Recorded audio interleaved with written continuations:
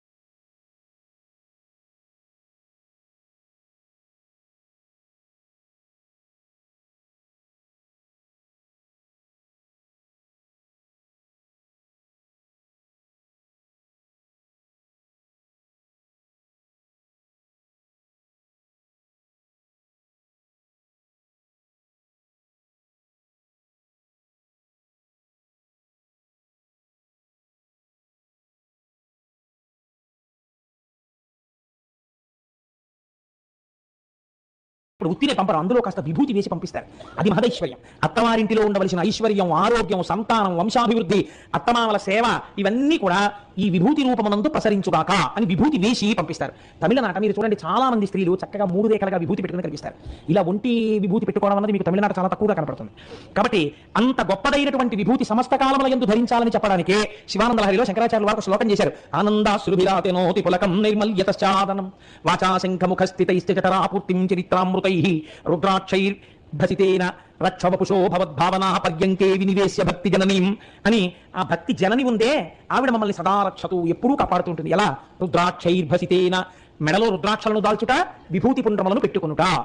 సశాస్త్రీయముగా భస్మయందు ఈశ్వర విభూతిని చూస్తూ మంత్రముతో కొన్నాళ్ళు శరీరమునకు పెట్టుకోగా ఏమైపోతుందో తెలుసండి? అంగన్యాసకరన్యాసములు మనకు అందుకే వచ్చాయి. శరీరమునందు అవయవములను దేవతలు ఆవహించి ఉంటారు. ఈ విభూతి ఆ దేవతలకి తగులుతుంది. ఇది ఉపాసన బలం విశేషంగా ఉన్న వాళ్ళు విభూతితో రక్షిస్తారు. చావలి సుబ్రహ్మణ్య శాస్త్రి గారిని ఒక మహానుభావుడు కోమాలో ఉన్నారు 10 రోజులు. ఆయన చంద్రశేఖర పరమాచార్య స్వామి వారికి శిష్యుడు. వాళ్ళ కుమారుడు వెళ్ళి అడిగారు, నాన్నగారు కోమాలో ఉన్నారండి, మిమ్మల్ని నమ్ముకున్న వాళ్ళం అంటే. ఆయన వెంటనే ఒక అరిటాకు అక్కడ వేసి ఆ అరిటాకు మీద తన ఒళ్ళు ఇలా దులిపితే ఆయన ఒంటికున్న విభూతి అరిటాకు మీద పడింది. పడితే అది తీసి పొట్లం కట్టించి ఇది పట్టుకెళ్ళి మీ తండ్రి గారి యొక్క నోట్లో వేస్తే ఆయన వెంటనే లేస్తారు అన్నారు. అప్పటికి 10 రోజుల నుంచి కోమా. డాక్టర్స్ అన్నారు ఎట్టి పరిస్థితుల్లోనూ ఆయన బతకడు అని చెప్పేశారు. ఈయన పట్టుకెళ్ళి మాకు పరమాచార్య స్వామి వారి మీద ఉన్న నమ్మకం అండి, నా విభూతి కొద్దిగా నీళ్లలో కలిపి 3 చుక్కలు అలా నోట్లో వేశారు. ఆయనకి కంఠం దాకా వెళ్ళగానే గుట్టకేసి టంగుని లేచి కూర్చున్నాడు. ఏమిటా ఇదంతా? ఇవన్నీ ఏమిటి? హాస్పిటల్. ఇది యథార్థంగా జరిగిన సంఘటన.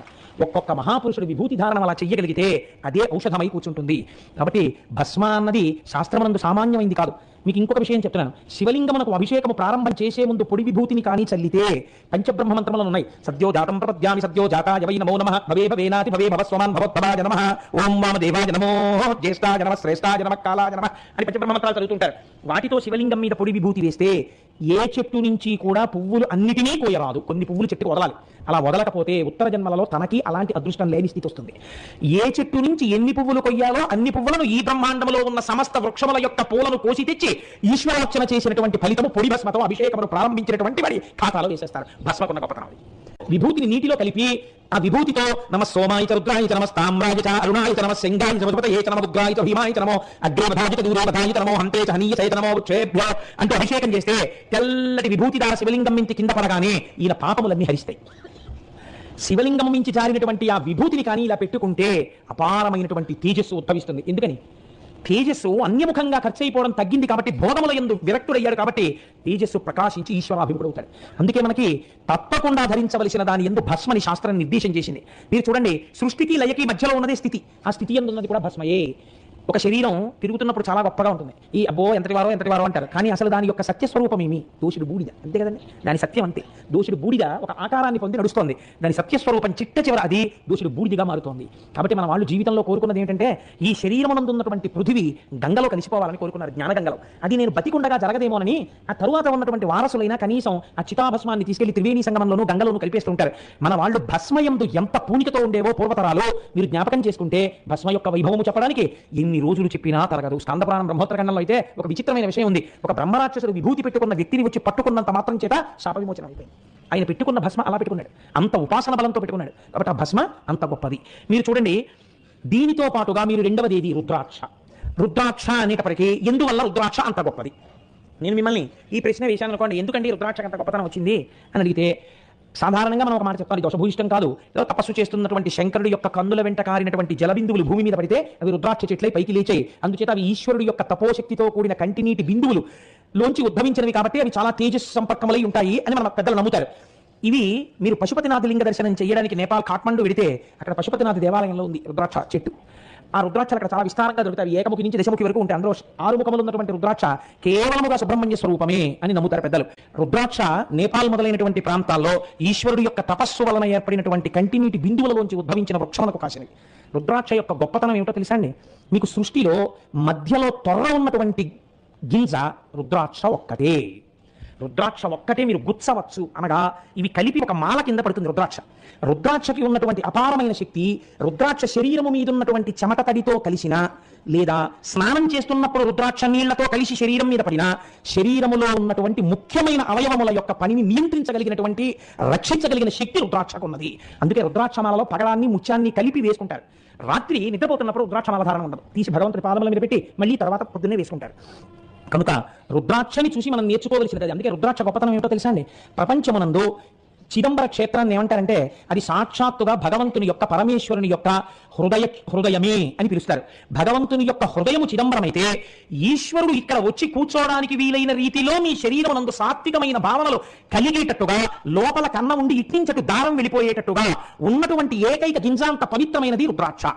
ఇలా మీరు కూడా ఒక్కటి తెలుసుకోవాలి. రుద్రాక్ష వేసుకోవడము అంటే అర్థం ఏమిటో తెలుసా అండి? నేను కూడా నా భావముల చేత, నా కర్మల చేత, నా శరీరములో జరుగుతున్న సమస్త వ్యాపారములను మాలగా గుచ్చి ఈశ్వరుడి మెడ ఉంది వేయుచున్నాను. ఈ భావన ఏర్పడింది అనుకోండి, ఏది చేసినా యజ్జకర్మ కరోమి తత్తదఖిలం శంభో తవారాధనం, అన్ని ఈశ్వరుని యొక్క సేవలై కూర్చుంటాయి. అటువంటి భావన కలగడానికి రుద్రాక్షమాల ధారణ చేస్తారు. మూడవది మారేడు దళము. మీరు చూడండి, ఉమానాథుడైతే మారేడు దళం, అదే మహానుభావుడు శ్రీ మహావిష్ణువు అయితే తులసి దళం, అంతే తేడా, 2 దళాలే. మారేడు దళం ఏర్పడమే చిత్రంగా ఏర్పడింది. శ్రీ సూక్తం చదివినప్పుడు మనం ఈ మంత్రాన్ని చెప్తుంటాం. ఆదిత్య వర్ణే తపసోధి జాతో వనస్పతస్తవ వృక్షోదబిల్వః తస్య ఫలాని తపసా నుదంతు మాయాంతరాయాశ్చ బాహ్యా లక్ష్మీ అని. లక్ష్మీదేవి ఒకనాడు తపస్సు చేద్దాం అనుకున్నప్పుడు ఆవిడ కుడి చేతిలో సృష్టింపబడినటువంటి చెట్టు మారేడు చెట్టు. అందుకే ఆ చెట్టుకి పండినటువంటి కాయ పేరే శ్రీఫలము. మారేడు చెట్టు యొక్క గొప్పతనం ఏమిటో తెలుసా అండి? సృష్టిలో పువ్వు పువ్వుయకుండా కాయ కాస్తుంది. పువ్వు ఉండదు మారేడు చెట్టు. మారేడు పూలు మీరు ఎప్పుడైనా చూసారా? మారేడు పూలు ఉండవు. మారేడు తిన్నగా కాయ కాసేస్తుంది. ఆ మారేడు కాయలో ఉన్నటువంటి గుజ్జుని చాలా అందంగా తీసేసేవారు పూర్వం. చిన్న కన్నం పెట్టి తీసేసి దాన్ని ఎండబెట్టి అందులో విభూతి వేసి ఆ విభూతిని చేతిలో వేసుకొని పెట్టుకునేవారు. పెట్టుకుంటే మీరు నమ్మరు, నా చిన్నతనంలో మా ఇంట్లో పెద్దవాళ్ళందరూ పెట్టుకునేవారు. నాకు 9th క్లాస్ 10th క్లాస్కి వచ్చే వరకు కూడా మారేడు డబ్బా తెలుసు. సుగంధిం పుష్టివర్ధనం అన్నట్టే ఉంటుంది. నిజంగా మారేడు ఆయుర్వేదమునందు ప్రధానముగా ఉపయోగపడుతుంది. ఈ మారేడు దళముగా ఉంటుంది, 3గా ఉంటుంది. అందుకే త్రిదళం త్రిగుణాకారం అని పిలుస్తాం. త్రియాయుషం త్రిజన్మ పాప సంహారం ఏకబిల్వం శివార్పణం. దళములుగా ఉన్న వాటినే కోసి పూజ చేస్తారు. మీరు చూడండి, దళము 3 ఆకులుగా ఉంటుంది. అరుణాచలంలో అయితే ఆది అన్నామలైలో బహుబిల్వ దళం ఉంది. అది 3 కింద 9 కూడా ఉంటాయి. ఈ బిల్వదళాన్ని చేత్తో పట్టుకుని, చిత్రం ఏంటంటే పుష్పాన్ని పూజ చేసేటప్పుడు ఒక మర్యాద పాటిస్తారు. తొడిమెతో పూజ చేయవద్దు అని శాస్త్రం. తొడిమె లేకుండా పూజ చేయాలి అని. కానీ మారేడు దళాన్ని పూజ చేసేటప్పుడు మీరు ఆ ఉన్నటువంటి కాడ తీసేశారనుకోండి, వెంటనే 3 ఆకులు విడిపోతాయి. అలా విడిపోకూడదు. కాబట్టి ఆ ఉన్నటువంటి ఈయననే పట్టుకుని మీరు శివలింగం మీద వేస్తారు. మనకి ప్రపంచంలో లక్ష్మీ స్థానాలు 5 ఉన్నాయి అని చెప్పారు శాస్త్రంలో. ఒకటి స్త్రీ యొక్క పాపట ప్రారంభ స్థానము. పాపట ఎక్కడ ప్రారంభం అవుతుందో పాపిడి తీరం అక్కడ. దాన్ని మన వాళ్ళు పాపికొండలు అంటుంటారు. వాటి పేరు పాపికొండలు కాదు, వాటి పేరు పాపట కొండలు. అక్కడ నదీ ప్రవాహాన్ని పాపట విడదీసినట్టుగా కొండలు విడదీశాయి కాబట్టి వాటి పేరు పాపట కొండలు. అది కాలానుక్రమంలో ఏమైపోయిందంటే ఏదో పాపికొండలు వచ్చింది. వాటి కర్మ పాపికొండలు కావు. స్త్రీ యొక్క కేశపాశమును విడతీసినప్పుడు ఏర్పడినటువంటి పాపట ప్రారంభ స్థానమునందు సింధూరము చేత అలంకృతము కావాలి. సింధూరము కానీ కుంకం కానీ అలంకృతము కావాలి. అలా అలంకృతమైతే ఆవిడ దీర్ఘం మాంగళ్యాన్ని పొందుతుంది, సౌమాంగళ్యాన్ని, 5వ పొందుతుంది అని శాస్త్రం. పాపట ప్రారంభమునందు సింధూరము కానీ కుంకుమ కానీ లేకుండా స్త్రీ పాపట ఉండరాదు, అది దర్శనీయము కాదు అని. అది ఒక ఐశ్వర్య స్థానం. భర్త ఐశ్వర్యం అక్కడ ఉంటుంది అని పెద్దల నిర్ణయం. రెండవది ఆవు యొక్క వెనక తట్టు, ఆవు యొక్క పృష్ఠభాగమునందు లక్ష్మీదేవి ఉంటుంది. మూడవది పద్మము. నాలుగవది ఏనుగు యొక్క కుంభస్థలము. ఐదవది మారేడు దళము. ఈ 5 లక్ష్మీ స్థానాలు గుర్తొస్తాయా అనుకున్నాను మొదలు పెడుతూ. ఈశ్వరానుగ్రహం గుర్తొచ్చాయి. ఇప్పుడు చెప్పినవండి అన్ని అంతకని నేను పుస్తకాలు ఎదురు ప్రిపేర్ అవునా.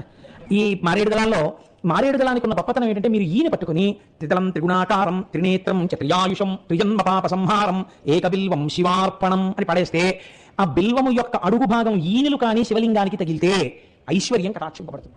అందుకే ఇంట్లో ఐశ్వర్యం తగ్గుతున్నా, ఏవైనా పిల్లలకి ఉద్యోగాలు రాకపోవడం ఇలాంటి ఇబ్బందులు ఉంటే 3 ఆకులు ఉన్నటువంటి దళములను పట్టుకుని పూజ చేసేవారు. అందుకే పూర్వం ఎలా ఉండేదో తెలుసా అండి, శివాలయానికి వెళ్ళి శివలింగార్చన చేయడం కాదు, మీరు ఒక నదీ స్నానం చేస్తే నది ఒడ్డున శివలింగం ఉంటుంది. మీరు అందుకే చూడండి, అందరూ అంతరాలయంలోకి వెళ్ళి పూజ చేయగలుగుతారు, చేయలేకపోతారు. అందుకే మీరు హరిద్వార్ వెళితే మీరు స్నానం చేయగానే శివలింగాలు ఉంటాయి, కాశీ వెళితే స్నానం చేయగానే శివలింగాలు ఉంటాయి. మీరు ఇలా స్నానం చేసి మీరు ఇలా అక్కడే ఉన్న గంగ చెంబులో నీళ్లు తీసుకెళ్ళి అలా శివుడి మీద పోసేస్తే చాలు, ఒక్క త్రిదళం త్రిగుణాకారం అంటూ ఇలా వేస్తే చాలు, వెంటనే ఈశ్వరుడు అంటట త్రియాయుషం, బాల్యము యవ్వనము కౌమారము మీ మూడిటిని నువ్వు చూస్తావు. అంటే వార్ధక్యంలో ఉంటే కదా చూద్దాం. కాబట్టి ఆయుర్దాయము పూర్తిగా ఉంటుంది. 3 గుణములకు అతీతుడు అవుతాడు. ఈయన శివలింగానికి తగిలితే ఐశ్వర్యం, శివలింగం మీద బోర్లా పడితే జ్ఞానం. జ్ఞానం అంటే ఏమిటండి? విశ్వం పశ్యతి కార్యకారణతయా స్వస్వామి సంబంధత అంటారు శంకరాచార్యులు వారు. జ్ఞానము అంటే యథార్థమైన వస్తువు గోచరమగుట. యథార్థమైన వస్తువు గోచరమవడానికి భగవద్ అనుగ్రహం ఉండాలి. భగవద్ అనుగ్రహం ఉంటే తప్ప మీకు సత్యము ఎరుకలోకి రాదు, భగవంతుడు ఎరుకలోకి రాడు, భక్తి నిలబడదు. భక్తి నిలబడడానికి కూడా భక్తే కారణం. కాబట్టి ఇప్పుడు ఆ జ్ఞాన ప్రసరణము కలగడానికి మారేడు దళం శివలింగం మీద బోర్లా పడితే జ్ఞానసిద్ధి కలుగుతుంది. ఇంత శక్తి కలిగినది కాబట్టి దానికి శ్రీ సూక్తంలో చెప్తాం, అలక్ష్మీర్మేనస్య తాం త్వాం రుణే, అమ్మ అలక్ష్మిని దరిద్రమును పోగొట్టదవుగాక. త్రిగుణం సత్వము రజస్సు తమస్సు, సత్వము రజస్సు తమస్సు, కాసేపు శాంతం కాసేపు కోరిక కాసేపు నిద్ర, ఈ 3. లేకపోతే జాగ్రత్త స్వప్న సుషుప్తి, లేచి ఇంద్రియాలతో పనిచేయడం, లేకపోతే నిద్రపోతుండడం స్వప్నాలు కంటుండడం, లేకపోతే సుషుప్తి గాఢ నిద్రలో ఉండడం, ఈ 3. మనిషికి ఉండేవి 3 అవస్థలు 3 గుణాలు. 4వ దానిలోకి వెళ్ళడు. 4వది తురీయము, తురీయమే జ్ఞానావస్థ. ఆ తురీయములోకి వెళ్ళగలిగిన స్థితి దేని వల్ల వస్తుంది? శివలింగాన్ని మారేడు దళాలతో పూజ చేసినటువంటి వారికి వస్తుంది. మీకు ఆశ్చర్యకరమైన విషయం చెప్పనండి, ఒక్కొక్క ఇంట్లో మహాపండితుడు ఉంటాడు. ఈ మహాపండితుడు ఉండడానికి కారణం ఏమిటో తెలుసా అండి? మీ నాన్నగారు మీలాగే చాలా పండితులు అండి అని అడిగామనుకోండి, లేదండి మా నాన్నగారు అంత పండితులు ఏం కాదు, మా నాన్నగారు అలా పెద్ద పెద్ద గ్రంథరచన చేయడం కానీ, లేకపోతే ఏదో ఉపన్యాసాలు చెప్పడం కానీ, లేకపోతే ఇంత కీర్తి ప్రతిష్టలు కానీ వారు ఏమి సంపాదించలేదు, వెంపర్లాడలేదు. మీ తాతగారు లేదు, ముత్తాతగారు లేదు. మరి ఎలా వచ్చింది మీ వంశంలో? మీకు ఎలా వచ్చిందండి ఇంత గొప్ప పాండిత్యం? ఎన్ని పుస్తకాలు రాశారండి, ఎన్ని అద్భుతమైన పుస్తకాలండి, ఎక్కడదండి మీకు ఇంత పాండితీ ప్రకర్ష అని అడిగితే ఒక మాట చెప్తారు, ఏమీ తెలియదు కానండి, మా నాన్నగారు ప్రతిరోజు ఇంట్లో బిల్వవృక్షం ఉండేది, బిల్వదళాలు కోసి రోజు 3 బిల్వదళాలతో మా నాన్నగారు పూజ చేశారండి అంటారు. అంటే 7 తరాల్లో ఎక్కడో అటువంటి వాడు ప్రకాశించి ఆ పైన ఉన్న వాళ్ళందరూ మోక్షానికి వెళ్ళిపోతారు. అలాంటి వాడు పుట్టవచ్చు. మీకు ఇంకొక రహస్యం చెప్పనండి, పరాశర సంహితలో హనుమకి సంబంధించింది ఇప్పుడు వేదిక మీద చెప్పను కానీ, ఎప్పుడైనా జీవితంలో తప్పకుండా చేయవలసిన పని ఒకటి ఉంది. ఇంట్లో మారేడు చెట్టు ఉండి మారేడు చెట్టుకి ప్రదక్షిణం చేస్తే 33 కోట్ల దేవతలకు ప్రదక్షిణం చేసేసినట్టే.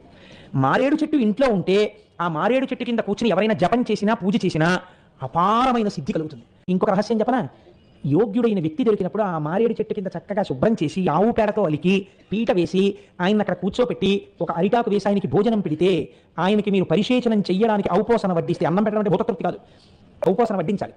లేదా ఒక సామాన్యుడికి అన్నం పెట్టిన యోగ్యుడైన వ్యక్తి దొరికితే, శాస్త్రం అంది అలా మారేడు చెట్టు కింద ఎవరైనా భోజనం పెడితే వాళ్ళకి 1,000,000 మందిని తీసుకొచ్చి ఏకకాలమనందు వంట చేసి అన్నం పెట్టినటువంటి ఫలితం మారేడు చెట్టు కింద అన్నం పెడితే ఇస్తామండి. శాస్త్రం అండి లఘువులు నేర్పిందండి. మారేడు చెట్టు అంత గొప్పది. మారేడు నుంచి వస్తున్నటువంటి గాలి చాలు. అసలు ఆ పేరే చూడండి, మారేడు. తెలుగులో రాజు ప్రకృతి, రేడు వికృతి. మా రాజు అంటే పరిపాలకుడు, ఆ చెట్టు పరిపాలకురాలు, మీకు అన్నిటినీ ఇచ్చేయగలదు. ఆ చెట్టు రూపంలో ఈశ్వరుడు ఉన్నాడు. అందుకే అది పువ్వు పుయ్యవలసిన అవసరం లేదు. ద్రవస్థితిని పొందకుండా వాయుస్థితిని పొందిన కర్పూరంగా పువ్వు పుయ్యకుండా కాయ కాస్తుంది మారేడు. అంత గొప్ప చెట్టు మారేడు చెట్టు. అందుకే పెద్దలు అన్నారు, నీకు ఏది చేతనైనా చేత కాకపోయినా నీ జీవితాన్ని పండించుకోవడానికి వాసనాబలాన్ని నువ్వు ఆపుకోలేకపోతే, ప్రయత్నపూర్వకంగా పాపం చెయ్యడాన్ని నీ అంత నువ్వు నిగ్రహించుకోలేకపోతే, నీ మనస్సు ఈశ్వరాభిముఖం కావడానికి నీకు 3 చెప్తాం, ఇవి మాత్రం మర్చిపోకు. తప్పకుండా భస్మధారణ చెయ్యి. 2, భస్మయందు ఒక ప్రత్యేకత ఉందండి. మాకు చిన్నతనంలో సభాముఖంగా మళ్ళీ చెప్పడమా వ్యక్తిగత విషయాలు అని అనుమానం వస్తుంది. 104 డిగ్రీల టెంపరేచర్ కూడా దాటిపోయి 105, 106 థర్మామీటర్లో వెళ్ళిపోయింది ఒకప్పుడు మా చిన్నతనంలో. ఏకకాలమందు నాకు మా అక్కకి కూడా అసలు ఒళ్ళే తెలియదు, ఎర్రగా పేలిపోయినట్టు అయిపోయింది ఒళ్ళంతా. ఆ రోజుల్లో ఇంకా డాక్టర్లు కూడా ఇంత చిన్న పిల్లలు 106 థర్మామీటర్లో ఎప్పుడు కనపడకూడదమ్మా, 106 వచ్చేసిందంటే వాళ్ళు ఉండడం కొంచెం కష్టం అని చెప్తే, ఎంత నమ్మకమో నిజంగా పెద్దవాళ్ళకి. నాకు ఇప్పటికీ చెవుల్లో వినపడుతుంటుంది.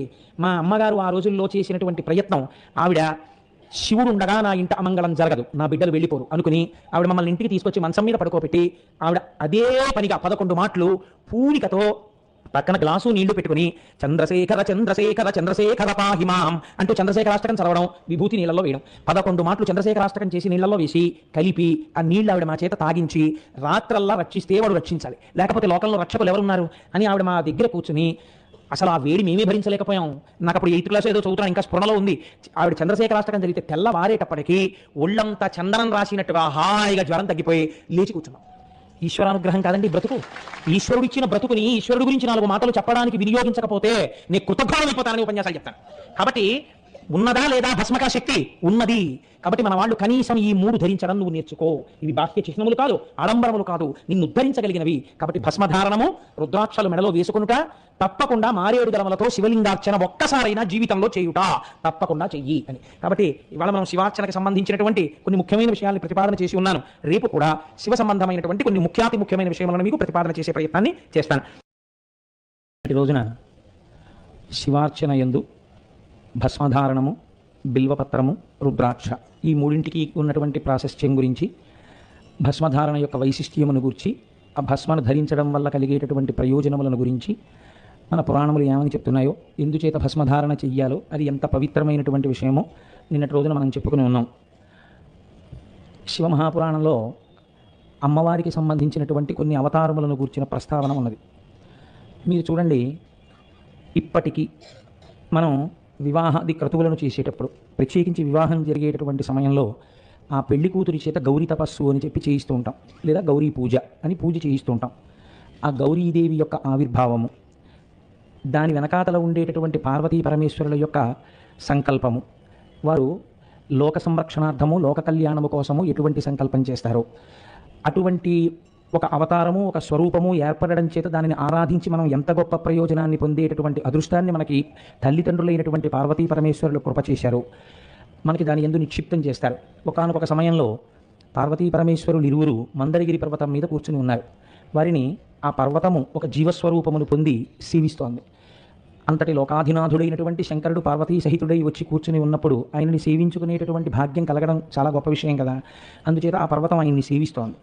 సేవిస్తున్నప్పుడు అమ్మవారు నలుపు రంగులో ఉంటుంది అని, పార్వతీదేవి నలుపు, లక్ష్మీదేవి ఎరుపు, సరస్వతీదేవి తెలుపు. దీని గురించి మనకు ఒక చిత్రమైనటువంటి విషయాన్ని ప్రతిపాదన చేస్తూ ఉంటారు. పరమశివుని యొక్క చెల్లెలుగా సరస్వతీదేవి సంభావింపబడుతుంది. శంకరుడు తెల్లగా ఉంటాడు. ఆయన యొక్క వాహనమైనటువంటి వృషభము తెలుపు, ఆయన ఉండే పర్వతము తెలుపు, ఆయన వేసుకునేటటువంటి పుర్రెలమాల తెలుపు, ఒంటికి రాసుకునే విభూతి తెలుపు. తెల్లటి శంకరుడు మనకి జ్ఞానప్రదాత అయి ఉంటాడు. అందుకే తెల్లటి భస్మ కూడా అలుదుకొని ఉంటాడు. అసలు యథార్థమునకు తెలుపు నలుపు ఈ 2 రంగులు కావు అని శాస్త్ర నిర్ణయం. శాస్త్ర నిర్ణయం ఏంటి? మనం చిన్నప్పుడు చదువుకున్నప్పుడు కూడా ఒక మాట చెప్తూ ఉంటాం.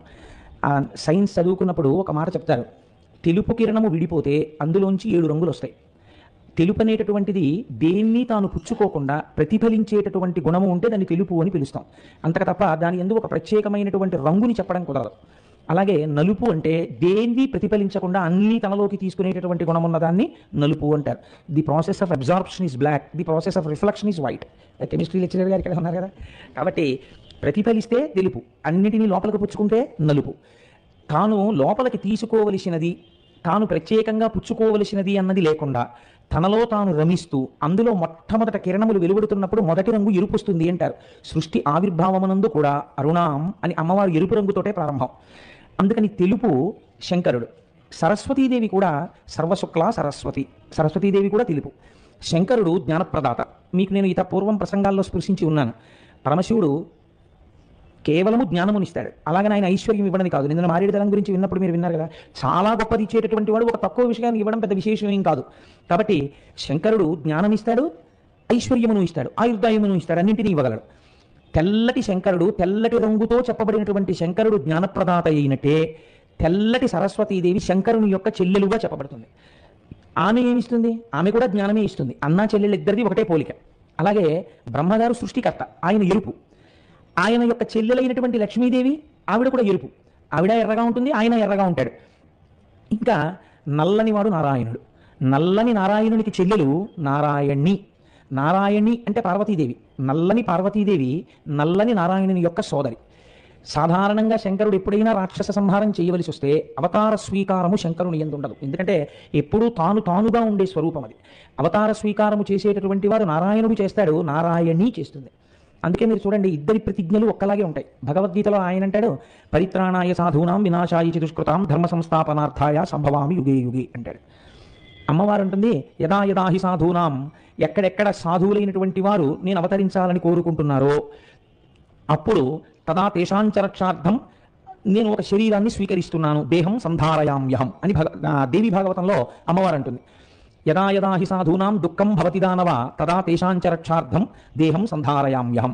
ఎప్పుడెప్పుడు సాధువులైనటువంటి వారికి ఇబ్బంది కలుగుతోందో, ఎప్పుడెప్పుడు నేను ధర్మ ప్రతిష్టాపన కోసమని రాక్షస సంహారం చెయ్యడానికి ఒక అవతారాన్ని స్వీకరించవలసి వచ్చిందో అప్పుడు నేను ఒక కొత్త అవతారాన్ని స్వీకరించి ధర్మ సంస్థాపన చేసి రాక్షస సంహారం చేస్తానన్నమాట అమ్మవారు అంటుంది. ఆమె రంగులోనే ఉన్నటువంటి పుంస్వరూపమైనటువంటి నారాయణుడు అంటాడు. అసలు యథార్థములకు శాస్త్రం ఏముంటుందంటే, నారాయణుడు నారాయణి అని కాదు, నారాయణుడు పుంస్వరూపముగా ఉంటే, మీకు పురుష స్వరూపంతో కనపడితే నారాయణుడు, అందుకే ఆయన అలంకార ప్రియుడు.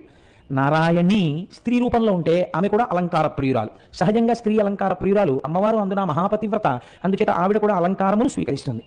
అభిషేక ప్రియుడు శంకరుడు, ఎందుకంటే మహాజ్ఞానము కలిగినటువంటి వాడు, ఆయనే జ్ఞాని, వేరొకరికి జ్ఞానమును ఇయ్యగలిగినటువంటి వాడు. అందుకని ఎప్పుడు తనలో తాను రమిస్తూ ఉంటాడు. మీరు ఇప్పుడు శివాష్టోత్తరం చెప్పేటప్పుడు ప్రార్థనా శ్లోకంలో అంటారు కదా, ధవళపుషం ఇందోర్ మండలే సన్నివిష్టం భుజగ బలయహారం భస్మ దిగ్ధాంగమీశం మృగయ పరశు పాణించారు చంద్రార్థమౌళిం హృదయ కమల మధ్యే సంతతం చింతయామి. తనలో తాను రమించేటటువంటి స్వరూపం ఉన్నటువంటి వాడు శంకరుడు. కాబట్టి ఈ పొందిక, ఈ అమరిక చాలా గమ్మత్తుగా ఉంటుంది. అయితే ఈ బంధుత్వాలు, ఆ భగవంతుని పట్ల ఏర్పడినటువంటి బంధుత్వాల్ని మీరు పూర్తి లౌకికమైనటువంటి చట్రంలోకి బిగించే ప్రయత్నం చేయకూడదు. ఇవి ఆయా మూర్తుల యొక్క ప్రధానమైనటువంటి స్వరూపాన్ని, స్వభావాన్ని ఆవిష్కరించడానికి చేసే ప్రయత్నం. అంత మాత్రం చేత ఒకరు చేసినటువంటి పని ఇంకొకరు చెయ్యకుండా ఉండాలి అని ఎక్కడా ఉండదు మీకు. మీరు చూడండి, అందుకే మీరు భాగవతం చదివారనుకోండి, కృష్ణ పరమాత్మ పరబ్రహ్మం, అందులో కృష్ణుడు పరబ్రహ్మంగా చెప్పబడతాడు. ఆయనే సృష్టి స్థితి లయ చేస్తున్నాడు. మీరు శివమహాపురాణం చదివారనుకోండి, శంకరుడు సృష్టి స్థితి లయ చేస్తుంటాడు. అప్పుడు శంకరుడు చేసినట్ట, కృష్ణుడు చేసినట్ట. మీరు దేవీ భాగవతం చదివారనుకోండి, వీళ్ళందరికన్నా అమ్మవారు చేస్తున్నట్టు కనపడుతుంది. అప్పుడు మూడు మీరు విన్నారనుకోండి, మీరు అయోమయానికి గురి కావలసినటువంటి అవసరాన్ని పెంచుకోకూడదు. ఎవరికి ఏ మూర్తి యందు మనసు తొందరగా నిలబడడానికి అవకాశం ఉంటుందో, సాకారంచ నిరాకారం నిర్గుణంచ గుణాత్మకం తత్వం తత్పరమం బ్రహ్మ ఇది వేదాంత డిండిమహ అని శంకరాచార్యుల వారు వేదాంత డిండిమంలో అంటారు. సద్గుణ నిర్గుణాసాతు సగుణ నిర్గుణాసాతు ద్విధా ప్రోక్తా మనీషిభిః సగుణ రాగిభిశ్చైవ నిర్గుణాతుర్ విరాగిభిః అని దేవీ భాగవతంలో వ్యాస భగవానుడు అంటాడు. సగుణంగా ఒక మూర్తి ఆరాధన ఎవరు చేస్తారు అంటే, కోరిక తీరాలి అని ఉన్నటువంటి వాళ్ళందరూ సగుణాన్ని సాధారణంగా ఆరాధన చేస్తారు. నిర్గుణాన్ని ఎవరు ఆరాధన చేస్తారంటే, ఒక మూర్తి అవసరము లేనటువంటి ఆరాధన, ఏ విధమైనటువంటి కోరిక లేకుండా మోక్షమును మాత్రమే అపేక్షించేటటువంటి వారు, అది కూడా కోరిక అయిపోతుందేమో. కేవలము జ్ఞానమును పొందడం కోసం, సత్యవస్తువు యొక్క దర్శనమును అపేక్షించడం కోసం, తన స్వస్వరూపం తనకి తెలియడం కోసం చేసేటటువంటి ప్రయత్నం ఉన్న వాళ్ళు నిర్గుణాన్ని ఉపాసన చేస్తారు. అందుకే యథార్థమునకు ఉపాసన యందు కరచరణాదులతో కూడినటువంటి మూర్తి ఉపాసన కన్నా, కరచరణాదులు లేకుండా మధ్యలోకి వచ్చినటువంటి అరూపరూపి అయినటువంటి లింగోపాసనము ఒక్క స్థాయిలో పైమెట్టుగానే శాస్త్రం దాన్ని నిర్ణయం చేసింది.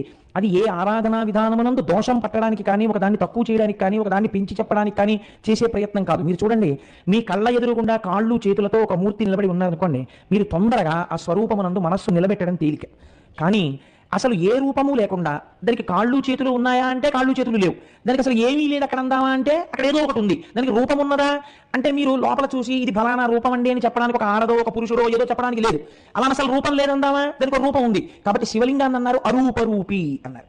రూపం ఉన్నదా అంటే ఉన్నది, రూపము లేదా లేదు. కానీ ఇప్పుడు శివలింగాన్ని ఉపాసన చేసేవాడు ఒక్క మెట్టు పైన చేయవలసి ఉంటుంది. అందుకే జనశ్లోకం ఆపాతాళన బస్తలంత భువన బ్రహ్మాండమా విస్ఫుర జ్యోతిస్పాటిక లింగమౌళి విలసత్పూర్ణేందు మాంతామృతై అంటుంది.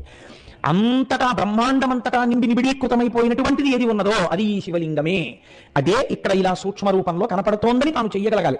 ఆ పైన చంద్రుడి నుంచి స్రవిస్తున్నటువంటి అమృతధారల చేత తడుస్తున్నటువంటి శివలింగమే ఇక్కడ ధారాపాత్రలోని జలముల చేత తడుస్తోందన్న భావన ఇక్కడ చేయగలగాలి. ఈ భావనతో పూజ చేయడం ఒక మెట్టు పైన ఉంటుంది. కాబట్టి ఉపాసన యందు సాకారోపాసనము కన్నా లింగోపాసనము ఒక్క మెట్టు పైనయే ఉంటుంది. అందులో అలా చెప్పడంలో ఒక పక్షపాతంతో చెప్పడం కానీ, లేకపోతే ఒక ఉపాసన తక్కువ చేయడం కానీ ఉండదు. పెద్దలైన వారు చాలా విశాల హృదయము కలిగినటువంటి ప్రాజ్ఞులు ఎంత గొప్పగా మాట్లాడారంటే, అసలు ఇది తక్కువ అది తక్కువ అని వాళ్ళు అనలేదు. వాళ్ళు అన్నారు, నీకు కరచరణాదులతో కూడినటువంటి మూర్తి ఉపాసన కరచరణాదులతో లేనటువంటి మూర్తి ఉపాసన చెయ్యడానికి ఆలంబనం అవుతుంది అన్నారు.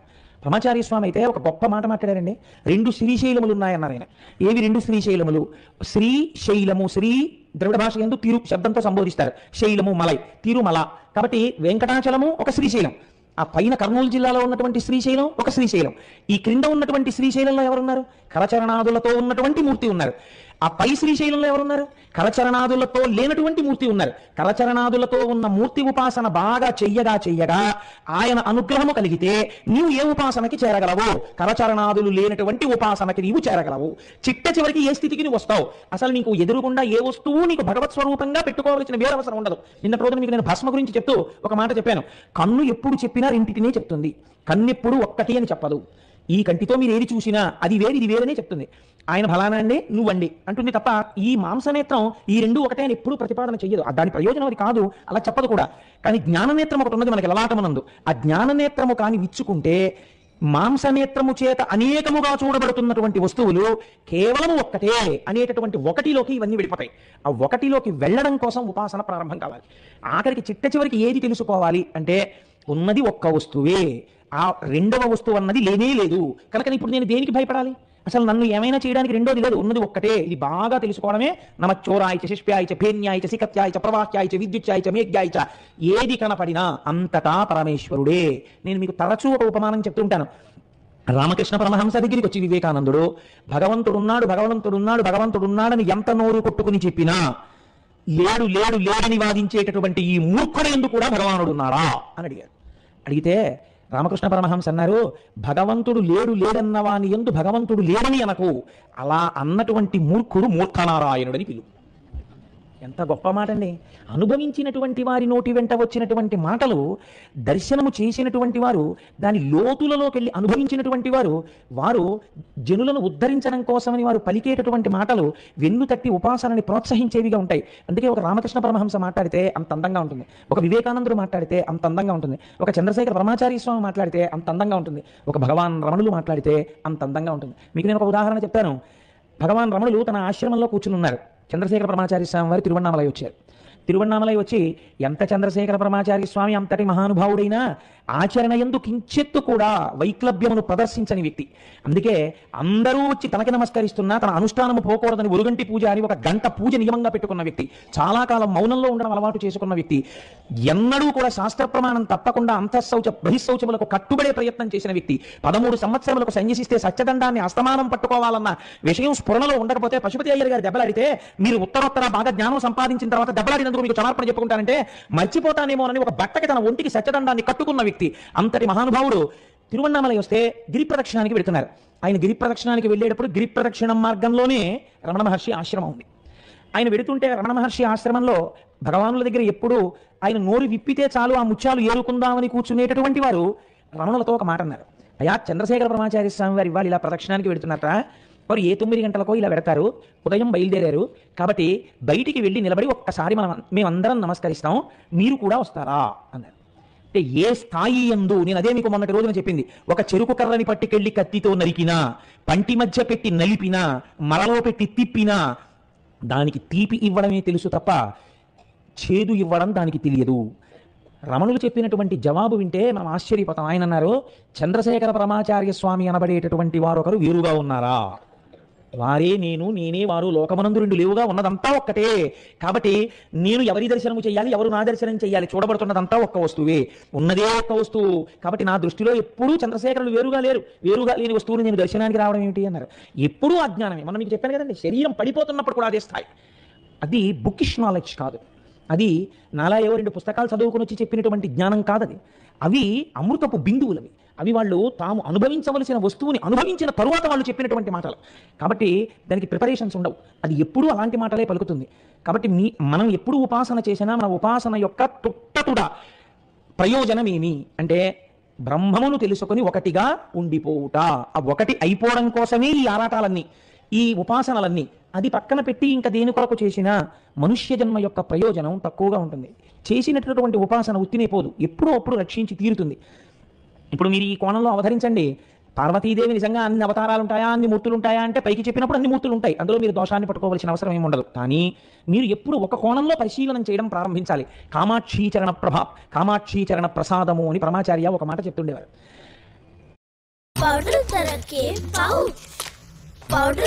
పౌడర్ ధరకే పౌచా? Surf Excel matic liquid 1 litre pouch powder ధరకే 160 రూపాయలకే. చెప్తుండేవారు. అలా అక్కడికి వెళ్ళి ఒక బ్రాహ్మణుడు సంధ్యావందనం చేసుకున్నప్పుడు ఆయన ధ్యానము చేస్తున్నటువంటి గాయత్రి, ఒక కామాక్షి అమ్మవారి గుళ్ళో ఉన్నటువంటి కామాక్షి, కంచి కామకోటి పీఠంలో ఉన్నటువంటి కామకోటి పరాదేవత, నేను ఒక దేవాలయానికి వెళ్ళి అర్చన చేసినప్పుడు ఉన్నటువంటి రాజరాజేశ్వరి, ఒక తాటి చెట్టు కింద పెట్టబడినటువంటి ఒక గ్రామదేవత, ఎప్పుడూ మా ఊరిని కాపాడుతుంది అని చెప్పి రక్షించేటటువంటి పోలేరమ్మ, ఏమీ తెలియనటువంటి వాళ్ళు మా ఊళ్ళో మమ్మల్ని అందరినీ పిల్లల్ని చేసుకుని పరిపాలించేటటువంటి తల్లి, అందుకని మా అందరినీ కాపాడేటటువంటి తల్లి పెద్దింటమ్మ అన్న, పోతనగారు అమ్మల గన్నయమ్మ ముగురమ్మల మూలపుటమ్మ చాలా పెద్దమ్మ సురారులమ్మ కడుపారడి బుచ్చినయమ్మ దుర్గమాయమ్మ అన్న, నా దృష్టిలో ఈ అమ్మలందరూ ఒక్క అమ్మయే అనేవారు. ఇది లోపల ఏర్పడవలసినటువంటి భావన. లేకపోతే ఒక వెర్రి ముదిరినట్టు ముదురుతుంది.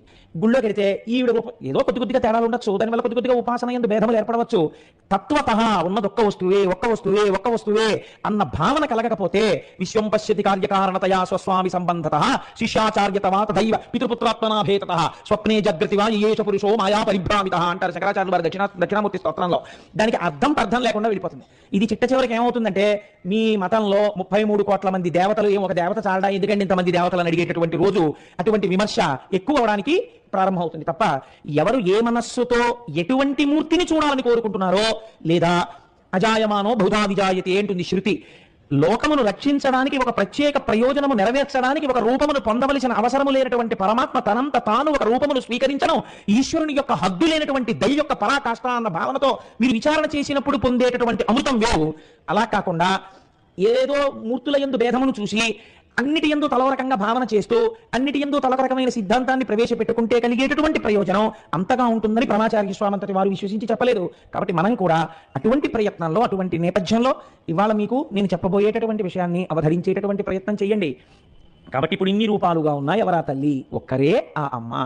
కనుక ఒకనాడు ఒక లీలా విలాసాన్ని అమ్మవారు చూపించింది. లేదు శంకరుడు చూపించాడు. వాళ్ళిద్దరు ఇద్దరుగా కనపడేటటువంటి ఒకటి కారు యొక్క హార్స్ పవర్ వేరు కాదు కదా.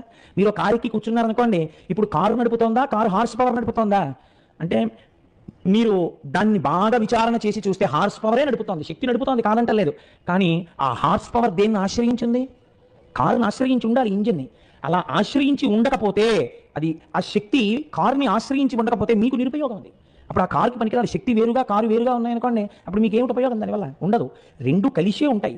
కాబట్టి కలిసి ఉన్న వస్తువుని అసలు మీరు విడదీసి చూడడం అన్నది కుదరదు. శక్యానోభయితుం నాహం ఐశ్వర్యేణ ధనేనమా అనన్యే రాఘవేణాహం భాస్కరేణ ప్రభాయదా అంది సీతమ్మ తల్లి సుందరకాండలో. అసలు రెండు ఇక్కడ ఉన్నాయని మోహం ఉన్నది ఒకటే.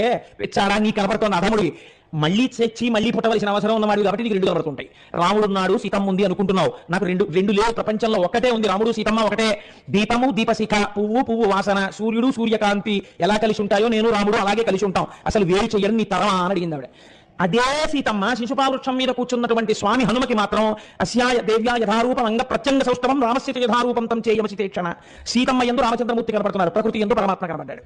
అలా చూసిన వాడు ఎవడున్నాడు? వాడు ధన్యుడు. అందుకని ఆయన చిరంజీవి అయ్యాడు, భవిష్యత్ బ్రహ్మ అయ్యాడు. మహానుభావుడు సీతమ్మ తల్లి దర్శనం చేసిన వారు అన్న ఖ్యాతిని పొందారు. సీతారాముల్ని కలిపిన వారు అనేటటువంటి ఖ్యాతిని పొంది ఇవాళ ఎక్కడ కష్టం వచ్చినా సుందరకాండ చదువుకునేటట్టుగా చేయగలిగారు. కాబట్టి ఆ ఏకత్వం అనేటటువంటి భావన బాగా దృష్టిలో పెట్టుకుని మీరు ఈశ్వర కృపగా స్వీకరిస్తే మీకు పురాణములు అందంగా కనపడతాయి. నీ ఉపాసనని ముందుకు తీసుకెళ్లడంలో ఉపకారం చేస్తాయి. ఇప్పుడు మీరు ఈ కోణంలో అవతరించండి. ఒకానొక సమయమునందు మందరగిరి మీద పార్వతీ పరమేశ్వరులు ఇద్దరూ కూర్చుని ఉన్నారు. శంకరుడు పార్వతీదేవి వంక చూశాడు. అమ్మ నల్లగా ఉంటుంది. మీకు దీనికోసం నేను ప్రారంభం చేసి ఎక్కడెక్కడికో వెళ్ళి వచ్చాను. కాబట్టి ఇప్పుడు నారాయణ నారాయణి, అమ్మ నలుపు కనుక కాళీ అన్న శబ్దం ఆ నలుపుని సూచిస్తుంది. శంకరుడు శాంతం పద్మాసనస్థం శశిధర్మకుటం పంచవక్త్రం త్రినేత్రం శూలం వజ్రంచ ఖడ్గం ప్రసుమభయదం స్ఫటికమణి నిభం అంటారు. స్ఫటికం ఎలా ఉంటుందో అంత తెల్లగా ఉంటాడు శంకరుడు. ఇంత తెల్లటి శంకరుడి పక్కన నల్లగా ఉన్నటువంటి అమ్మవారు కూర్చుంది. అయితే నిజంగా శంకరుడికి పార్వతీదేవికి కూడా అలా అమ్మ ఆయన తెల్లగా ఉంటారు, నేను నల్లగా ఉంటానన్న భావాలు ఉంటాయండి. నిజంగా ఒకవేళ శంకరుడు పార్వతీదేవి నల్లగా ఉంటుంది, నేను తెల్లగా ఉంటాను అన్న భావనలతో ఉంటే వ్యాసుడు శివమహాపురాణములు రచించాడు కదండి. ఇంకేమిటి ఆయనకి నాకు తేడా ఏమిటి? నేను ఎంత అజ్ఞానంలో ఉన్నానో కదా నేను అనడం ఎందుకు అటువంటి పవిత్రమైన విషయాన్ని ప్రస్తావన చేస్తూ. కాబట్టి ఇప్పుడు మీరు ఒక విషయాన్ని స్ఫురణలో పెట్టుకోవాలి. ఈశ్వరుడు ఏదో లీల చేయబోతున్నాడు, ఆయన ఏదో లోక కళ్యాణము కోసమని ఆయన నోటి వెంట ఒక మాట వస్తుంది తప్ప, లేకపోతే ఈ మాట పరాత్పరుడు ఎందుకంటాడు? దానికి అమ్మవారు ఎందుకు ప్రతిస్పందిస్తుంది? ఏదో జగత్ కళ్యాణము జరగబోతోంది. ఒక జగత్ కళ్యాణకారకమైన విషయాన్ని వినడం మనకి కళ్యాణకారకం కదండి. కాబట్టి ఇప్పుడు చూడండి, ఆయన పార్వతీదేవి వంక చూసి అన్నాడు, కాళీ అన్నాడు ఓసారి పైనుంచి కిందకి చూసి. ఇది ఈ అనడం పూర్వం పిలిచినట్టు లేదు, కొద్దిగా ఏదో ఎత్తి పొడిచినట్టుగా ఉంది. కాళీ అంటే ఓ నల్ల పిల్ల అని పిలిచినట్టు అనిపించింది. వెంటనే ఆవిడ ముఖం ఎర్రగా అయిపోయి కన్నులంబట ఇలా బాష్పధారలు కారిపోతుంటే అమ్మవారు గభాల కిందకి దిగింది. అమ్మవారు ఏడవలసిన అవసరం ఏమిటండి, నిజంగా ఏడుస్తుందా? ఇదంతా ఒక పెద్ద లీల, మీరు చిట్ట చివర వింటారు దాని గురించి. ఆవిడ దిగి అంది, మగనికి ప్రీతి లేని ఎలమానిని జవ్వనమేని జల్వమేనగువనిగాయు వెన్నెలటు అక్కట ఎట్టి సుఖంబులేవియున్ మగువులకి ఇంపునర్వవిక మంచిగా కాంతుడు గరవించకే వెగటుకొనంగా నిక్కముగా వెక్కసమౌ తనువించి చూడగా. ఆవిడ ఒక గొప్ప సత్యాన్ని ఆవిష్కరిస్తాను. ఎన్ని సుఖాలైనా లోకమునందు ఉండవచ్చు, ఎన్ని భోగములైనా ఉండవచ్చు, తాను ఇంట్లో ఎన్ని సుఖాలనైనా పొందుతూ ఉండవచ్చు, కానీ ఈ శరీరమునందు నా భర్తకు ప్రీతి లేదు. ఏ కారణము చేతనో ఆయన నన్ను చూడగానే, నన్నంటే ఆవిడ అంత అమాయకంగా శరీరాన్ని నన్ను అనగా ఒక సత్యాన్ని ఆవిష్కరిస్తోంది. శరీరముల వలన ఉండరులకు ప్రీతి కలగడం చాలా సహజం. వివాహంలో మంత్రాలు కూడా దాన్ని ఆవిష్కరించే ఒకచో మా ఇద్దరికి అటువంటి పరస్పర ప్రీతి అధికముగాక ఆమె సౌందర్యము నిలబడుగాక అని కొన్ని చోట్ల మంత్రాలు ఉన్నాయి వివాహ ప్రకరణలో.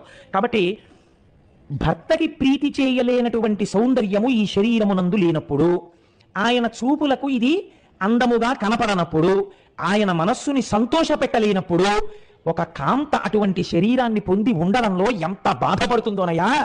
ఇప్పుడు నేను ఏం చేస్తున్నానని నా గురించి స్తోత్రం చేసినా, నేను కైలాసంలోనే ఉన్నా, మణిద్వీపంలోనే ఉన్నా, నేను ఎంత తిరుగుతున్నా, నన్ను ఎంతమంది సేవిస్తున్నా, నన్ను ఎంతమంది శ్రీమాత అని పిలుస్తున్నా, మా వారికి మాత్రం నన్ను చూసేటప్పటికి ముఖం చిట్లించుకుంటారు, కాళీ అంటారు అన్న భావన నాకు కలగగానే నిక్కముగ వెక్కసమౌ తనువించి చూడగా నాకు ఈ శరీరం మీద ఎక్కసం కలుగుతోందయా అన్నాడు. అంటే ఇప్పుడు ఆమె ఏ కారణం చేతనైనా ఎవరి ప్రీతిని కోరుకుంటుంది? అన్ని కారణముల చేత కూడా ఆవిడ భర్త యొక్క ప్రీతిని కోరుకుంటుంది. తాను ఏది చేసినా భర్తృప్రీతి కొరకే. తన శరీరము కూడా భర్తకి ప్రీతిని కలిగించుట కొరకు మాత్రమే. ఇది మహాపతివ్రత. అందుకే శంకరాచార్యుల వారంతటి వారు సౌందర్యలహరి ప్రారంభం చేస్తే అమ్మవారి నామంతో మొదలు పెట్టలేదు, శివశక్తి ఆయుక్తో. ఆయన పేరెత్తకుండా మొదలెడితే అమ్మవారి ముఖం చిట్లించుకుంటుందని ప్రాజ్ఞులు కనుక, శంకరులకు తెలుసు కనుక, మహానుభావుడు కనుక భర్త పేరుతోనే మొదలెట్టారు. లోపల భావం ఏదైనా కానివ్వండి, తర్వాత అమ్మవారి గురించి గొప్పగా చెప్పినా ముందు మాట్లాడడం మాత్రం ఆయనతోనే ప్రారంభం, శివ అంటున్నాం. ఆయన పేరు చెప్తే ఆవిడ సంతోషిస్తుంది. కాబట్టి ఇప్పుడు ఆవిడ ఇంత మాట అంది, నీవు ప్రీతిని పొందనటువంటి ఈ శరీరం, దీన్ని చూసి నువ్వు సంతోషించనప్పుడు నేను ఈ శరీరంతో ఉండాలని అనుకోవట్లేదు. ఇది చాలా పెద్ద మాట, ఇంత శంకరుడు కంగారు పడవలసినటువంటి మాట అని ఆవిడంది. కాన బాసెదవేగని కాలవర్ణ తనువు వేరొకడే నిజు తనువు దాల్తూ తల్లకుండిన ఏమని తల్లడిలుచు పాన్పు విడి అవ్వలగునేగ పద్మగంధి. ఈ నల్లటి శరీరాన్ని నేను వదిలిపెట్టేస్తాను. ఎటువంటి రంగుతో ఉన్న శరీరం అయితే నీ మనస్సు సంతోషిస్తుందని నేను అనుకుంటున్నానో అటువంటి శరీరాన్ని పొందుతాను. ఇక్కడ మీరు ఒక్క మాట ఆలోచించండి జాగ్రత్తగా. కాళీ అన్నాడు ఆయన. కాళీ అంటే నల్లగా ఉన్నావు, సరే నల్లటి శరీరాన్ని వదిలేస్తుందండి. ఏ రంగు ఆయన కావాలని అడిగాడు? ఆయన ఏం అడిగాడా? నువ్వు తెల్లగా ఉంటే బాగుండేది అందుకన్నాను అన్నాడా? పోనీ లేకపోతే నువ్వు ఎర్రగా ఉంటే బాగుండేది అని అన్నాడా శంకరుడు? నువ్వు పచ్చగా ఉంటే బాగుండేది అని అన్నాడా శంకరుడు? ఆయన ఏమనలేదు. ఆయన ఏమనలేదంటే ఆయనకు ఆ నలుపు రంగు గురించి కూడా అసలు లెక్కలేదు. మరి దేని గురించి మాట్లాడినట్టు, దేని గురించి మాట్లాడో మీకు తర్వాత తెలియాలి. ఇది పార్వతీ పరమేశ్వరుల యొక్క అనుగ్రహం అంటే. కాబట్టి నేను ఈ కాలవర్ణ తనువు వేరొకటే నీకు తనువు దాల్తూ దీన్ని విడిచిపెట్టేస్తాను, ఈ నల్లటి శరీరాన్ని, ఇంకొక శరీరాన్ని పొందుతాను. ఆ శరీరాన్ని చూసి నువ్వు సంతోషించాలి, నువ్వు ప్రీతి పొందాలి. కాబట్టి అటువంటి శరీరంతో వస్తాను. వెక్కి వెక్కి ఏడ్చి విభునికెట్లనే దేవా సెలవు చేయుత తము చేయుతాన అనుచు గద్గద స్వరాంచితయై వేడుకొనగా చూచి విశ్వగురుడు వెరచే. ఇప్పుడు చాలా ఆశ్చర్యకరమైన సందర్భం ఒకటి జరిగింది.